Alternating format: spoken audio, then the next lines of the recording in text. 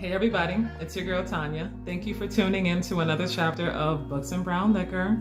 Today's book review is about Black Candle Women by Diane Marie Brown. I love the cover, isn't it cute? And I got the black candle and they all wearing purple. Okay, well she's wearing purple, but whatever. It's such a pretty cover. Anyway,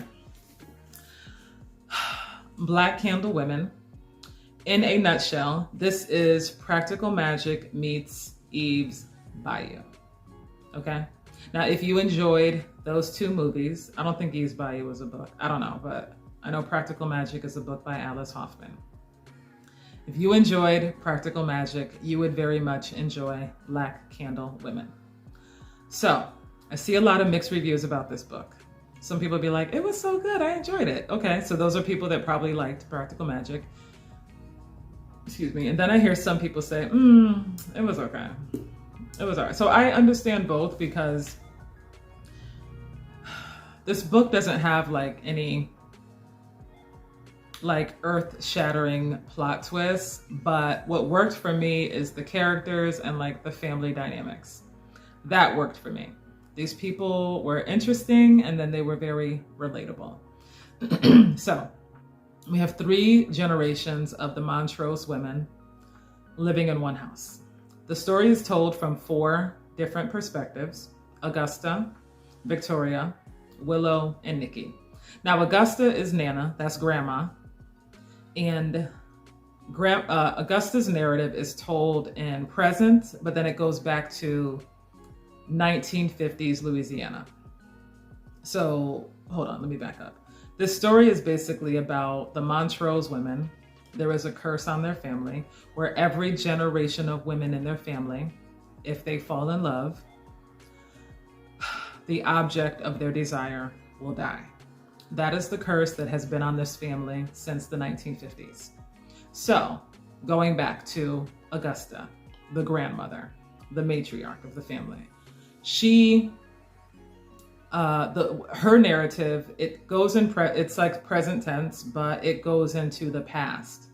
So we get to read from her perspective of like the events in 1950s Louisiana that led to this legendary curse that has like plagued her family for generations. We basically learn like all the shit that went down before this curse was placed on her and all of her female descendants, basically. So her 2 granddaughters are Victoria and Willow. Victoria and Willow couldn't be any more different. Victoria, basically, she suffered from the consequences of this curse years prior. Her solution is, I'm just gonna work, and never fall in love again. So her life is very black and white, very one-dimensional, right? Victoria is a therapist, and she is the mother of Nikki. I'm gonna get to Nikki later. So like I said, her life is very work, you know, and take care of my daughter. No chance in falling in love again because I don't want to kill nobody else. Boom. Willow, her sister, is the complete opposite and also my favorite character. Willow is like, okay, so there's a curse if I fall in love. So duh, the easy solution is don't ever fall in love. So Willow, she dates, she meets men, she goes out drinking, dancing, smoke a little weed, have her fun, get in, get out before anybody can catch feelings. That way nobody gets hurt. Meet somebody new, swipe left. The cycle continues. Living my best life, because ain't no curse gonna stop me. All right. So that's how Willow's living. That's how Willow is living her life. That works for her. Okay, cool. Then we have Nikki. I feel so bad for Nikki. Nikki is 17. Nikki is a very, very good kid. She's a good student. She doesn't break any rules. Well, initially, but that's another story. She's a very good kid. She doesn't have any friends, so she's kind of like the loner. And then for her 17th birthday, which sets the whole book off, the beginning of the book, it's her 17th birthday. She invites a boy over. You know, she's thinking, yay, we're gonna cut cake, blow out candles. It's gonna be all good, child. She done invited this boy and Victoria loses her shit completely. Oh my God. She panics because in her mind, the solution is to basically stop Nikki from Her solution is to basically stop Nikki from developing any type of relationship with this boy. Now, instead of just sitting her down and telling her what her concerns are, she keeps the curse tight-lipped, and instead she decides she's going to restrict Nikki in every way possible.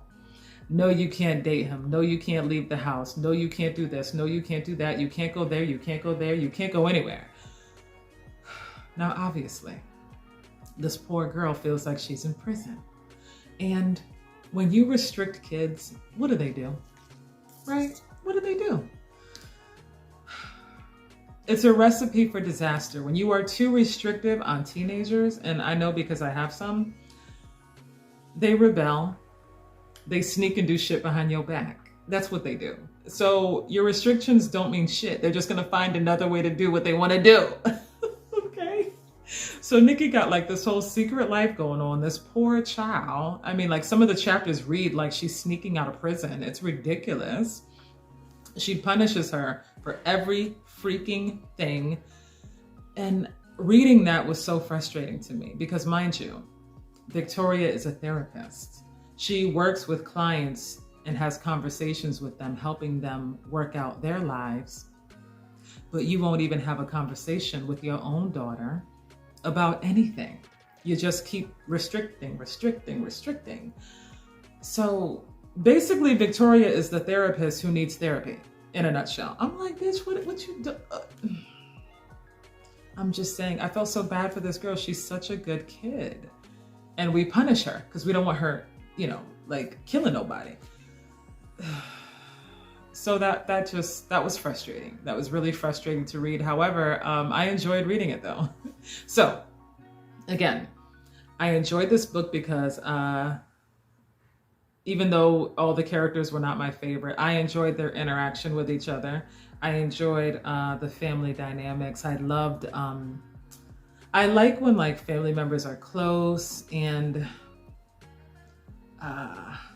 I like the recipes for food as well as for potions and elixirs and bring a lover back spell. That was fun to me. I enjoyed that. Now, like I said, is there some epic plot twist coming?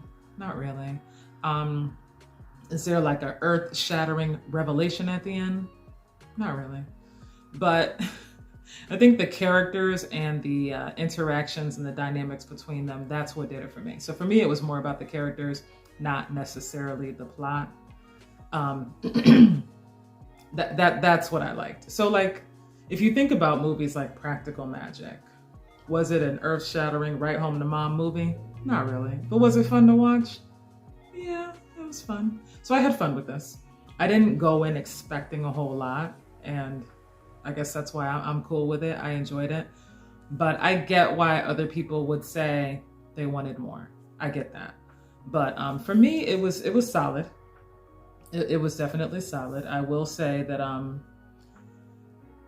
for those of you that have teenagers, my heart goes out to you. Because they're not easy. But I'm going to tell you, restricting them, it just makes them sneakier. Don't ask me how I know. But I do like the book. I recommend it if you like things like magic and stuff like that. So for me, this was like a good 3, right? I enjoyed it. I read it pretty fast because like when stuff was going down, I was like, oh my God, what's going to happen next? So that does it for me. Like I said, basically Practical Magic with Black women. Okay.